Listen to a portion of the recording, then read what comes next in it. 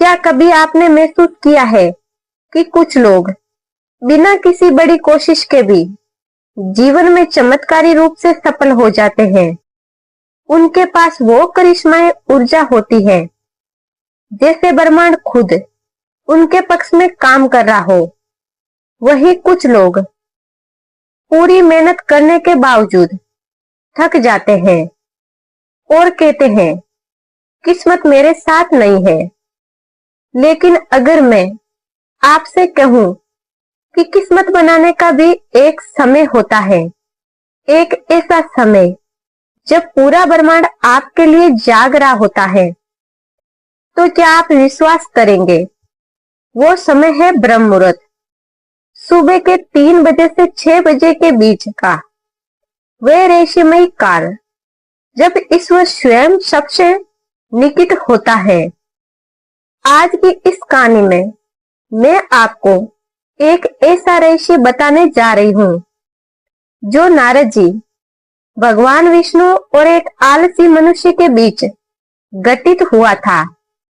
लेकिन उससे पहले अगर आप भी अपने जीवन को भीतर से बदलना चाहते हैं, अगर आप चाहते हैं कि ब्रह्मांड आपकी हर इच्छा सुन ले, तो इस वीडियो को अंत तक अवश्य देखें, क्योंकि जो कहानी आप आज सुनने वाले हैं वो सिर्फ कहानी नहीं है, एक ऊर्जा का द्वार है। और हाँ, अगर आप अपने चैनल गुरु की कृपा से परिवार से जुड़े हैं या जुड़ना चाहते हैं, तो अभी वीडियो को लाइक करें, चैनल को सब्सक्राइब करें और कमेंट में एक प्यारा सा वाक्य लिखें, मैं ब्रह्म मुहूर्त में जागूंगा। क्योंकि यही आपका पहला संकल्प होगा उस यात्रा की ओर जहां इच्छाएं नहीं, स्वयं आपकी इच्छा बन जाती है। अब चलिए कहानी शुरू करते हैं। बहुत समय पहले की बात है। एक छोटे से गांव में विनय नाम का एक व्यक्ति रहता था।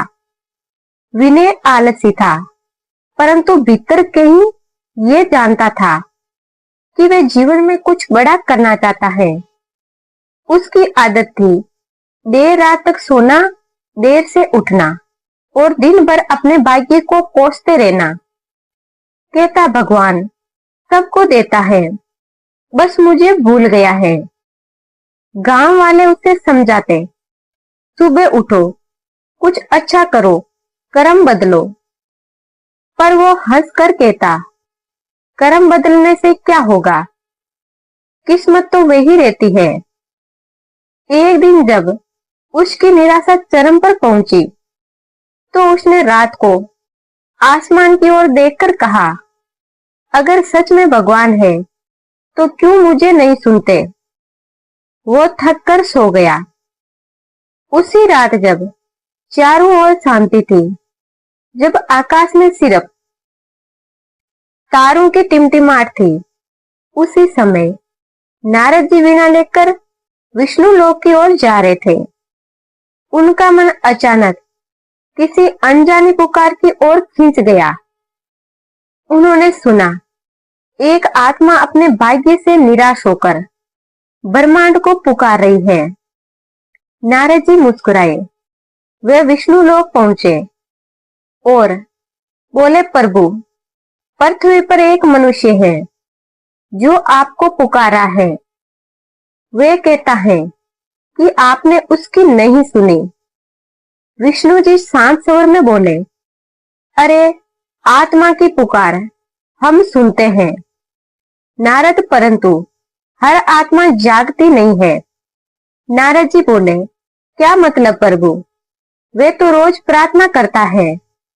विष्णु जी मुस्कुराए। प्रार्थना करना और प्रार्थना में उपस्थित होना, दोनों में अंतर है। नारद, वो जब हमें पुकारता है तब सोया होता है, भीतर से और बाहर से। नारद ने जिज्ञासा से पूछा, तो क्या कोई ऐसा समय है जब आत्मा सच में आपकी उपस्थिति में होती है? विष्णु बोले, हाँ नारद, वो समय है ब्रह्म मुहूर्त, जब सृष्टि की हर लेप शांत होती है जब विचार थम जाते हैं, जब आत्मा और ब्रह्मांड एक ही तरंग पर होते हैं, उस समय अगर कोई जाग जाए तो वह सिर्फ जागता नहीं, वह पुनर्जन्म लेता है। नारद बोले, प्रभु तो क्या वह विनय इस समय में जाकर अपना भाग्य बदल सकता है? विष्णु जी ने कहा, हर आत्मा को वही अवसर मिलता है, पर उसे यह जानने के लिए जागना पड़ेगा, सिर्फ बिस्तर से नहीं, अपने भीतर से भी। नारद जी बोले, तो क्या मैं उसे यह संदेश दे सकता हूँ? विष्णु बोले, जाओ, परंतु याद रखना, उसे राह दिखाना तुम्हारा कार्य है, चलना या ना चलना उसका। नारद जी वीणा बजाते हुए पृथ्वी लोक पर उतरते हैं। रात का वही समय, लगभग 3 बजे। चारों ओर शांति थी। विनय गहरी नींद में था, पर अचानक उसने सपने देखा। आकाश से एक दिव्य प्रकाश उतर रहा है और उसमें नारद जी खड़े हैं, हाथ में वीणा, चेहरे पर दिव्यता और आवाज में करुणा। वे बोले, विनय, तेरा भाग्य तेरे भीतर सोया है, उसे जगाना है तो ब्रह्मांड की धड़कन के साथ उठो। सुबह 3 बजे जब पूरा जग सो रहा हो, तब उठकर अपने भीतर के ब्रह्मांड से मिले। तब तू देखेगा तेरी हर पुकार सुनी जाएगी। विनय ने नींद में ही कहा, लेकिन मैं बहुत थका हुआ हूं नारद जी, मैं नहीं उठ पाऊंगा। नारद जी मुस्कुराए, यही तेरी नींद, तेरा बंधन है। जब तू इसे छोड़ देगा, तब ईश्वर तुझ में जाग उठेगा और यहीं से कहानी की असली यात्रा शुरू होती है। जब एक आलसी व्यक्ति ब्रह्म मुहूर्त में उठने का संकल्प लेता है और उसके जीवन में ऐसा परिवर्तन आता है जिसकी कल्पना तक उसने नहीं की थी। अगली सुबह जब सूरज उगने से पहले ही विनय की आंखें खुली, तो उसे लगा जैसे किसी ने भीतर से उसे हिला दिया हो। वो अचानक उठ बैठा। चारों ओर गहरा अंधकार था। घड़ी पर देखा, 3:30 बज रहे थे। पहली बार उसके भीतर से किसी ने फुसफुसाकर कहा, उठो, यही वह समय है। वो कुछ देर बैठा रहा। नींद अब भी उसे खींच रही थी, पर नारद जी की आवाज उसके कानों में गूंज रही थी, जब तू ब्रह्मांड की धड़कन के साथ उठेगा, तब तेरी हर पुकार सुनी जाएगी। वो धीरे धीरे उठकर बाहर आया। गांव में हर तरफ सन्नाटा था। आकाश तारों से भरा था। ठंडी हवा उसके चेहरे को छूकर जैसे कुछ कह रही थी, स्वागत है। उस समय में जब आत्मा स्वयं ब्रह्मा से मिलती है, उसने पहली बार उस शांत समय को महसूस किया। कोई आवाज नहीं, कोई विचार नहीं, बस गहरी शांति। उसे लगा जैसे पूरा संसार किसी अदृश्य संगीत पर स्थिर हो गया है। वो उस मौन में बैठ गया और भीतर की आंखें खुलने लगी। धीरे धीरे उसके भीतर से एक प्रश्न उठा, क्या वास्तव में ये वही समय है जब भगवान निकट होते हैं? और तभी जैसे उत्तर देने कोई आया हो, उसके सामने हल्की सी रोशनी प्रकट हुई। वो वही थे, नारद जी। विनय विस्मित हो उठा, आप सच में आ गए? नारद मुस्कुराए, मैं नहीं, तेरे जागने ने मुझे बुलाया है। जैसे ही तुम ब्रह्म मुहूर्त में जागा, तेरी आत्मा ने द्वार खोल दिया। अब तुझे वह सुनाई देगा जो पहले कभी नहीं सुनाई दिया। विनय कुछ समझ नहीं पा रहा था। वो बोला, लेकिन नारद जी, मैं क्या करूं? इस समय मुझे तो कुछ पता नहीं। नारद बोले, ब्रह्म मुहूर्त में जागना पहला कदम है। अब इस समय का उपयोग करना सीखे। ये वह घड़ी है जब विचारों की भी सांस थम जाती है, इस समय जो भी संकल्प किया जाता है वे सीधे ब्रह्मांड की चेतना में अंकित हो जाता है। तू जो चाहे वो बन सकता है, पर शर्त एक है, तेरे भीतर का आलसी मरना हो चाहिए। विनय बोला, मैं कोशिश करूंगा नारद जी, पर मुझे डर लगता है। नारद बोले, डर तो हर आत्मा को लगता है जब वे पहली बार जागती है, पर याद रख, जिसने अंधकार में पहला कदम रख दिया उसके लिए प्रकाश कभी दूर नहीं होता। विनय ने कुछ देर मौन बैठा रहा, फिर धीरे धीरे उसने आंखें बंद की। उसके भीतर अजीब सी ऊर्जा उठी। वह अनुभव कर रहा था कि कुछ उसके अंदर बदल रहा है, एक नया संकल्प, एक नया एहसास। वो बोला, नारद जी, क्या मैं ईश्वर से मिल सकता हूँ? नारद ने वीणा पर एक मधुर स्वर छेड़ा और बोले, हर आत्मा ईश्वर का अंश है, मिलना नहीं है, याद करना है। उनके ये शब्द जैसे किसी मंत्र की तरह भीतर उतर गए। विनय ने उस दिन पहली बार अनुभव किया कि भीतर कोई और भी है जो उसे देख रहा है, मार्गदर्शन कर रहा है। धीरे धीरे सुबह होने लगी। पहली किरण जब क्षितिज पर आई तो उसने महसूस किया कि इस सुबह में कुछ अलग है, जैसे उसकी आत्मा ने पहली बार सांस ली हो। वह बोला, नारद जी, आज मुझे लगता है कि मैं जीवित हूँ, सच में जीवित हूँ। नारद मुस्कुराए, यही तो ब्रह्म मुहूर्त का अर्थ है। विनय, ये सिर्फ सुबह नहीं, ये पुनर्जन्म है। जिसने इसे समझ लिया उसने खुद को जान लिया। फिर नारद जी बोले, आज तूने पहला कदम रखा है, अब आगे जो होगा वे तेरी चेतना की परीक्षा होगी, क्योंकि ब्रह्मांड तभी तेरी इच्छा पूरी करेगा जब तू उसे अपनी आत्मा से मांगेगा, शब्दों से नहीं। इतना कहकर नारद जी अदृश्य हो गए। विनय उस दिन पूरा दिन किसी और ही ऊर्जा में रहा। उसे लगा जैसे उसके भीतर कोई दीप जल गया हो। रात को उसने तय किया, कल फिर उठूंगा, फिर उसी समय, फिर उसी मौन में। और फिर शुरू हुई उसकी सच्ची साधना की यात्रा, जहां हर सुबह एक नई अनुभूति लाती थी और हर अनुभूति उसे ईश्वर से थोड़ा और निकट ले जाती थी।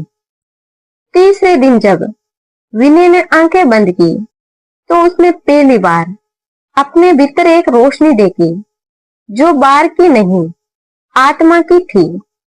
वो रोशनी छोटी थी पर धीरे धीरे फैलने लगी, जैसे किसी ने भीतर एक दीपक जलाया हो। उसने पहले सोचा ये तो मेरे मन का भ्रम होगा, पर जब उसने गहराई से देखा तो पाया कि उस प्रकाश में शांति थी, करुणा थी और एक अज्ञात शक्ति थी। वो भीतर से हल्का महसूस कर रहा था। नींद अब उसे आकर्षित नहीं कर रही थी। हर सुबह 3 बजे वह बिना किसी अलार्म के उठ जाता, जैसे कोई भीतर से उसे पुकारता हो। वो आकाश की ओर देखता। तारे अब सिर्फ तारे नहीं लगते, उसे लगता जैसे वे किसी भाषा में उससे बात कर रहे हो। वह समझने लगा था कि ब्रह्मांड में मौन भी उत्तर देता है। एक दिन जब वह ध्यान में बैठा तो अचानक उसके सामने वही दिव्य प्रकाश फिर प्रकट हुआ। उस प्रकाश में नारद जी खड़े थे। विनय ने फोटेड हेड से कहा, नारद जी, अब मैं रोज उठता हूँ, ध्यान करता हूँ, फिर भी मुझे कुछ दिखाई नहीं देता, बस मौन महसूस होता है। नारद जी मुस्कुराए, मौन ही तो ब्रह्मा का द्वार है। विनय, जो इस मौन में टिक गया वही सुन सकता है, वह संगीत जो पूरे ब्रह्मांड में गूंजता है। विनय बोला, लेकिन नारद जी, मैं तो अभी कुछ भी नहीं सुन पा रहा हूँ। नारद बोले, क्योंकि तू अभी सुनने की कोशिश कर रहा है। जहां प्रयास होता है वहां कृपा नहीं उतरती। छोड़ दे सुनने की कोशिश और बस होने दे। विनय चुप हो गया। उसने आंखें बंद की। कोई कल्पना नहीं की, कोई विचार नहीं किया, सिर्फ बैठ गया। जैसे धरती बैठी है, जैसे आकाश स्थिर है।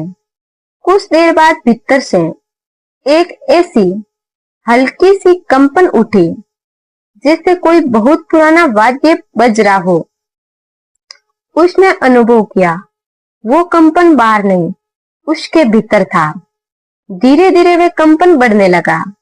उसके मन में एक भाव उठा, क्या यही ब्रह्मांड की धड़कन है? नारद जी बोले, हाँ, ये वही है जिसे योगीनाथ कहते हैं, जिसे ऋषि एवं के रूप में जानते हैं। ये ब्रह्मांड का स्वर है, और जब तू इससे जुड़ जाता है तो तेरी इच्छाएं और ब्रह्मांड की इच्छा एक हो जाती है। विनय उस अनुभव में डूब गया। वो महसूस कर रहा था कि कोई अदृश्य शक्ति उसकी सांसों के साथ बह रही है, जैसे वे ब्रह्मांड का हिस्सा बन गया हो। कोई सीमा नहीं, कोई पहचान नहीं, बस शुद्ध अस्तित्व। धीरे धीरे वे ध्यान से बाहर आया। उसकी आंखों में एक नई चमक थी। वो बोला, नारद जी, मुझे ऐसा लगा जैसे मैं स्वयं ब्रह्मांड बन गया हूँ। नारद बोले, यही तो सत्य है विनय, तू ब्रह्मांड से अलग नहीं, तू उसी की एक लहर है। जब लहर सागर को पहचान लेती है तो सागर उसकी हर इच्छा पूरी करता है, क्योंकि अब लहर की इच्छा और सागर की इच्छा एक हो जाती है। विनय की आंखों से आंसू निकल आए। उसने कहा, तो यही है वह रहस्य कि ब्रह्मांड हमारी इच्छा तब पूरी करता है जब हम उसके साथ एक हो जाते हैं। नारद ने मुस्कुराते हुए कहा, हाँ, लेकिन याद रख, ये एकता केवल ब्रह्म मुहूर्त की शांति में संभव है। बाकी समय मन का शोर इतना होता है कि ब्रह्मांड की आवाज सुनाई नहीं देती। इसीलिए जो आत्मा इस समय में जाग जाती है, वह संसार में रहते हुए भी ईश्वर के साथ चलती है। विनय ने प्रणाम किया। वो जान गया था कि अब उसे किसी बाहरी चमत्कार की जरूरत नहीं, क्योंकि चमत्कार उसके भीतर जाग गया था। उस दिन के बाद उसकी साधना गहरी होती गई। वो हर सुबह उसी समय उठता और धीरे धीरे उसके जीवन में ऐसे परिवर्तन आने लगे जो पूरे गांव को आश्चर्यचकित करने वाले थे। कभी जो व्यक्ति आलस्य और निराशा का प्रतीक था, अब उसकी उपस्थिति से लोग शांति महसूस करते थे। उसके चेहरे पर दिव्यता थी, उसकी वाणी में विश्वास। वो अब बोलता नहीं था, कंपन करता था। ब्रह्मांड के साथ समय बीतता गया और विनय की साधना इतनी गहरी हो गई कि एक दिन स्वयं भगवान विष्णु उसके सामने प्रकट हो गए। वो ब्रह्म मुहूर्त का सही समय था, सुबह के ठीक 3:30 बजे। हवा में एक अदृश्य सुगंध थी। आकाश जैसे स्थिर हो गया था और विनय अपने सामान्य ध्यान में बैठा था। अचानक उसके सामने एक तेज प्रकाश फैला, इतना दिव्य कि उसने आंखें बंद कर ली। वो प्रकाश किसी अग्नि का नहीं, किसी दीप का नहीं, बल्कि अस्तित्व के केंद्र से उठता हुआ प्रतीत हो रहा था। उस प्रकाश के भीतर से एक स्वर आया, विनय। वो स्वर इतना मधुर, इतना गहरा कि सुनते ही उसकी आत्मा झुक गई। उसने धीरे से आंखें खोली और देखा, उसके सामने स्वयं भगवान विष्णु खड़े थे। नीले शरीर में, शांत मुख, मुद्रा में चारों ओर कमल जैसी दिव्यता बिखरी हुई थी। विनय के शरीर में कंपन होने लगा। वो कांपते हुए बोला, प्रभु, आप मेरे सामने। विष्णु मुस्कुराए। हाँ विनय, क्योंकि अब तू सोया हुआ मनुष्य नहीं रहा, तू जागृत आत्मा बन चुका है। और जो आत्मा ब्रह्म मुहूर्त में जागती है, उसे हमसे मिलने के लिए पर तो इसे ऊपर आना नहीं पड़ता, हम स्वयं उतर आते हैं। विनय की आंखों से आंसू बह निकले। वो बोला, प्रभु मैंने तो सिर्फ ध्यान किया था, मैंने तो बस अपने भीतर मौन पाया, पर आपने मुझे दर्शन दिए। ऐसा सौभाग्य क्यों? विष्णु बोले, क्योंकि तेरी साधना अब प्रार्थना नहीं रही, वह अनुभव बन गई है। जिसे तू ब्रह्म मुहूर्त में करता है, वह हमारे हृदय की तरंग से जुड़ जाता है। और जब कोई आत्मा बिना मांग के साधना करती है, तो उसे सब मिल जाता है, क्योंकि अब उसके पास कोई इच्छा नहीं बचती। विनय ने पूछा, प्रभु क्या यही वह रहस्य है जिससे ब्रह्मांड हमारी इच्छाएं पूरी करती है? विष्णु मुस्कुराए, नहीं विनय, ये तो आधा सत्य है, पूरा सत्य सुन। ब्रह्मांड तेरी इच्छा तभी पूरी करता है जब तू स्वयं अपने भीतर वही ऊर्जा बनना जाता है जो वह चाहता है। तू चाहता है शांति, तो पहले शांति बन। तू चाहता है प्रेम, तो पहले प्रेम बन। तू चाहता है सफलता, तो पहले विश्वास बन। क्योंकि ब्रह्मांड केवल प्रतिध्वनि देता है, वह सुनता नहीं, वह जहां करता है। विनय स्तंभ होकर सुनता रहा। विष्णु बोले, जब तू ब्रह्म मुहूर्त में ध्यान करता है, तो तू उस ऊर्जा से जुड़ जाता है जिसे सृष्टि की पहली ध्वनि निकली थी। यूएम उस ध्वनि में कोई शब्द नहीं, कोई भाषा नहीं, सिर्फ शुद्ध सर्जन है। और जब तू उस सर्जन के साथ एक हो जाता है, तो तेरे विचार भी सर्जन बन जाते हैं। विनय की आत्मा जैसे कांप उठी। वो बोला, प्रभु क्या इस समय में किया गया हर विचार सच में वास्तविक बन जाता है? विष्णु बोले, हाँ, इसीलिए सावधान रहना। ब्रह्म मुहूर्त का समय वरदान भी है और परीक्षा भी।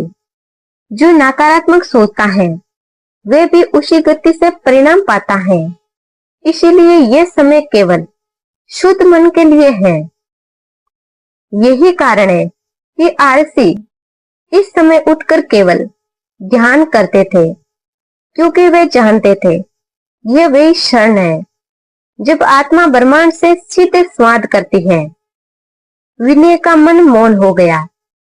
उसे अब समझ आने लगा कि केवल साधना नहीं, ब्रह्मांड के साथ स्वाद की कला है। विष्णु जी ने आगे कहा, विनय, तुझे एक अंतिम कार्य करना होगा। तू अब इस ज्ञान को अपने तक सीमित ना रख, उसे उन लोगों तक पहुंचा जो अभी भी सोए हुए हैं, जो अपने भीतर की दिव्यता को नहीं पहचानते। जागे हुए आत्माओं का धर्म यही है, वे दूसरों को भी जगाने का मार्ग दिखाए। विनय ने सिर झुका लिया। उसने कहा, प्रभु मैं वचन देता हूँ, मैं इस ब्रह्म मुहूर्त का रहस्य सबको बताऊंगा, क्योंकि हर वक्त में वही प्रकाश सोया हुआ है जो मेरे भीतर आपने जलाया है। विष्णु ने मुस्कुराते हुए कहा, जाओ विनय, अब तू ब्रह्मा का दूत है। तू केवल जागेगा नहीं, दूसरों को भी जगाएगा। और याद रख, जो आत्मा सुबह 3 बजे जगती है, वह सिर्फ अपने दिन की नहीं, अपनी नियत की शुरुआत करती है। इतना कहकर विष्णु जी धीरे धीरे उसी प्रकाश में विलीन हो गए। विनय की आंखों से आंसू बहते रहे, पर वह अब रो नहीं रहा था, वह कृतज्ञ था, क्योंकि उसे अब सब मिल गया था, ना धन ना यश, बल्कि वह अनुभव की ब्रह्मांड उसके भीतर ही है। उस दिन से विनय का जीवन किसी दिव्य सुगंध की तरह फैलने लगा। वह अब बोलता कम, मुस्कुराता ज्यादा था। और उसे देखता उसे लगता जैसे उसके भीतर कोई अदृश्य प्रकाश दे रहा है। धीरे धीरे विनय ने ब्रह्म मुहूर्त का ज्ञान गांव के लोगों में बांटना शुरू किया और जो उसे सुनता उसके जीवन में भी कुछ अद्भुत घटने लगता।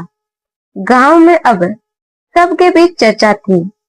वो विनय जो कभी सबसे ज्यादा आलसी था, अब उसके चेहरे से कोई प्रकाश छलकता है। उसकी आंखों में जैसे शांति का सागर है और उसे देखने आने लगे।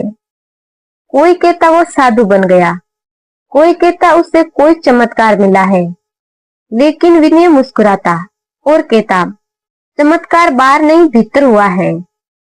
एक सुबह जब गांव के कुछ लोग उसके पास आए तो उन्होंने कहा, विनय तू पहले जैसा नहीं रहा, अब बताओ तूने क्या पाया उस ज्ञान में।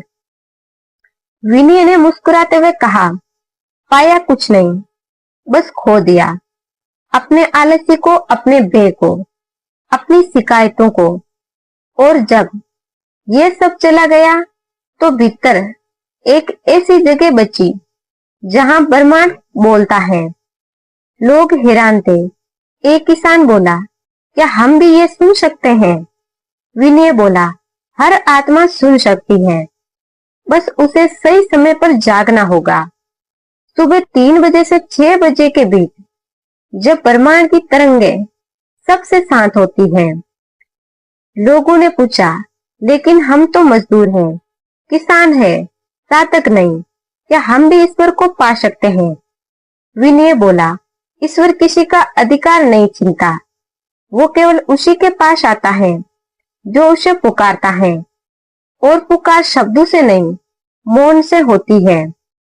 तुम्हें बस एक निर्णय लेना है, हर सुबह उठना और अपने भीतर देखना। उस रात गांव के कई लोगों ने संकल्प किया, कल हम भी ब्रह्म मुहूर्त में उठेंगे। सुबह हुई। पहली बार गांव में जब 3 बजे का घंटा बजा तो कुछ घरों की खिड़कियां खुली। लोग आधी नींद में बाहर आए, आकाश की ओर देखा। तारे अब जैसे किसी नए अर्थ में चमक रहे थे। ठंडी हवा के झोंके उनके चेहरों को छूते हुए जैसे कह रहे थे, स्वागत है, तुम जागे हो। विनय मंदिर के आंगन में बैठा था। उसने देखा कुछ किसान, कुछ बच्चे, कुछ बुजुर्ग धीरे धीरे उसके पास आ रहे थे।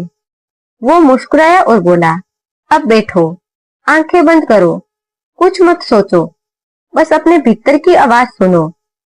सभी लोग शांत होकर बैठे। थोड़ी देर तक सन्नाटा छाया।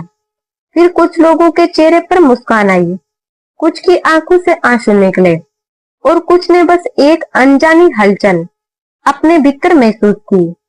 वो मौन का अनुभव किसी शब्द से परे था, जैसे सबके भीतर कुछ टूट रहा था और उसके स्थान पर कोई नया ऊर्जा जन्म ले रहा था।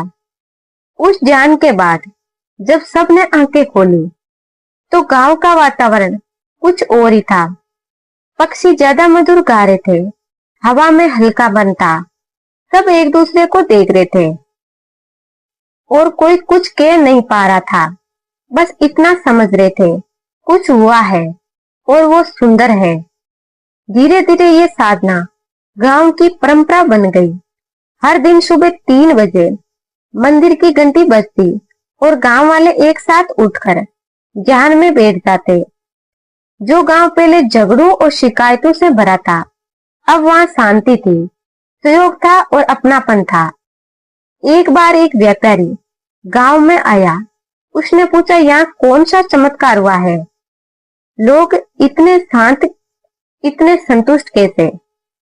किसी ने मुस्कुराकर कहा, यहाँ कोई चमत्कार नहीं हुआ है, बस हम सब ने ब्रह्मांड से बात करना सीख लिया है। विनय अब किसी गुरु की तरह नहीं, बल्कि एक मित्र की तरह सबके बीच रहता था।